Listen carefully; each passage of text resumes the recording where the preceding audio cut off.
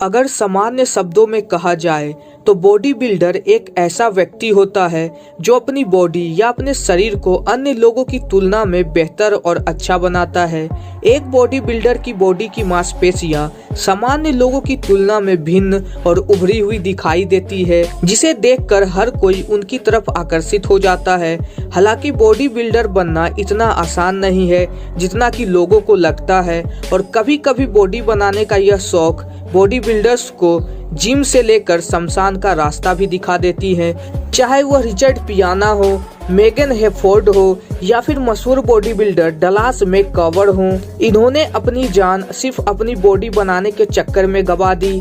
Richard पियाना एक अमेरिकी बॉडी बिल्डर और व्यवसायी के रूप में पूरी दुनिया में मशहूर थे। उन्होंने 1989 में body builder mister tin California का खिताब भी जीता था। ऐसा देखा गया है कि कुछ बॉडी बिल्डर्स या हॉलीवुड अभिनेता कई बार अपने शरीर को बेहतर आकार देने के लिए स्टेरॉइड्स का इस्तेमाल करते हैं, लेकिन हमेशा इनका सही रिजल्ट नहीं मिलता, क्योंकि स्टेरॉइड्स एक प्रकार का ड्रग्स है जिसके परिणाम खतरनाक भी हो सकते हैं।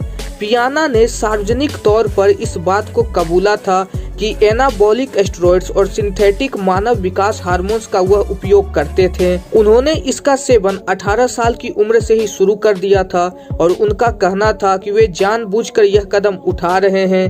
पियाना ने बॉडी बिल्डिंग की दुनिया में बहुत नाम कमाया, लेकिन इसी शोहरत और कामयाबी को पाने का रास्ता इन्हें मौत की तरफ भी ले गया। 25 अगस्त साल 2017 में 45 साल की उम्र में पियाना की मौत हो गई थी। उनकी मौत के बाद कई तरह के विवाद होने लगे थे। उनकी मौत के पीछे लोग तमाम कारण बता रहे थे। यही वजह है कि पूरी तरह से साफ नहीं हो पाया कि उनकी मौत के पीछे की असली वजह क्या है। पियाना के साथ के लोगों की माने तो उनकी मौत स्टेरॉइड्स और ड्रग्स के ज्यादा इस्तेमाल से हुई थी, लेकिन पोस्टमार्टम रिपोर्ट में एक हैरान करने वाला खुलासा हुआ था। पोस्टमार्टम रिपोर्ट में पियाना की मौत की वजह हार्ट अटैक और लीवर का आकार बढ़ने से हुई थी। डॉक्टरों के मुताबिक 45 साल की उम्र में स्टेरॉइड्स का इस्तेमाल बहुत ही घातक होता है।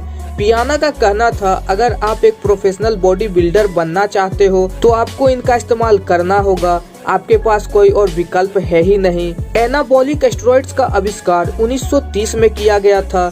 Anabolic steroids male sex hormone testosterone की तरह काम करते हैं और इससे मांसपेशियों का आकार भी बड़ा होता है। 1960 आते आते इसका इस्तेमाल एथलीट्स अपनी परफॉर्मेंस को बेहतर करने के लिए करने लगे और 1980 के आसपास बॉडी बिल्डर्स के बीच इसका बहुत इस्तेमाल बढ़ने लगा। 1970 में पहली बार आर्नोल्ड श्वार्ज़नेगर ने मिस्टर ओलंपिया का खिताब जीता और कुल मिलाकर 7 बार इस खिताब को अपने नाम किया। 1980 के दशक में एक दौर ऐसा आया जब आर्नोल्ड और सिल्वेस्टर स्टेलोन दोनों दर्शकों की पहली पसंद बन गए। आर्नोल्ड और सिल्वेस्टर में जो बात कॉमन थी वह थी दोनों की गजब की फिजिक। ये वह दौर था जब एनाबॉलिक स्टेरॉइड्स लीगल हुआ करते थे। उस वक्त हॉलीवुड के कई फिल्मी सितारे इन दवाओं का इस्तेमाल करके आकर्षक बॉडी बना रहे थे। आर्नोल्ड और स्टेलोन की कामयाबी ने दुनिया भर के लाखों लोगों को उनके जैसी बॉडी पाने के लिए प्रेरित किया और आकर्षक शरीर पाना एक ट्रेंड बन गया। खास तौर पर टर्मिनेटर आर्नोल्ड दुनिया भर के पहलवानों के लिए आदर्श बन गए।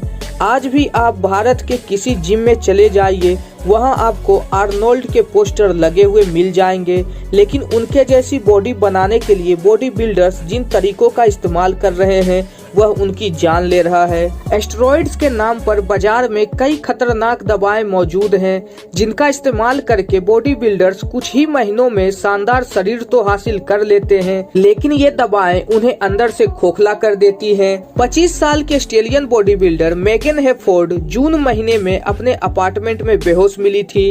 उन्हें अस्पताल ले जाया गया, जहां डॉक्टरों ने उन्हें ब्रेन डेड घोषित कर दिया और 2 दिनों के बाद उनकी मौत हो गई। अब मेगन की मेडिकल रिपोर्ट से खुलासा हुआ है कि उनकी मौत प्रोटीन की ओवरडोज की वजह से हुई थी। उनके शरीर में इतना प्रोटीन जमा हो गया था कि शरीर उसको तोड़ नहीं पा रहा था। इसके बावजूद वो प्रतियोगिता की तैयारी के लिए लगातार प्रोटीन ले रही थी। मेगन का एक 5 साल का बेटा और 7 साल की बेटी भी थी और मेगन ने भी शानदार फिजिक पाने के चक्कर में अपनी जान गंवा दी और इस दुनिया को अलविदा कह दिया। इसी तरह की घटना 26 वर्षीय मशहूर बॉडी बिल्डर डलास मैककोबर के साथ हुई। डलास अपने घर पर मृत पाए गए थे। डलास की गर्लफ्रेंड WWE डिवा है जिनका नाम डाना ब्रूक है। डाना के अनुसार मौत के कुछ देर पहले उनकी डलास से फोन पर बात हो रही थी। जब उनका एक दोस्त उनके घर पहुंचा तो वे जमीन पर पड़े हुए थे। उन्हें तत्काल हॉस्पिटल ले जाया गया जहां डॉक्टरों ने उन्हें मृत घोषित कर दिया। रिपोर्ट्स के मुताबिक डलास खाना खा रहे थे और उनकी मौत गले में खाना फंसने की वजह से हो सकती है। डलास की गर्लफ्रेंड के मुताबिक उन्होंने जिम से आने के बाद उनसे बात की और खाना बनाने की बात कहते हुए फोन रख दिया था। 26 साल के Dallas Arnold Australia classic championship में बॉडी शो परफॉर्म करते हुए भी बेहोश हो गए थे और उन्हें स्टेज से पकड़ के बाहर ले जाया गया था।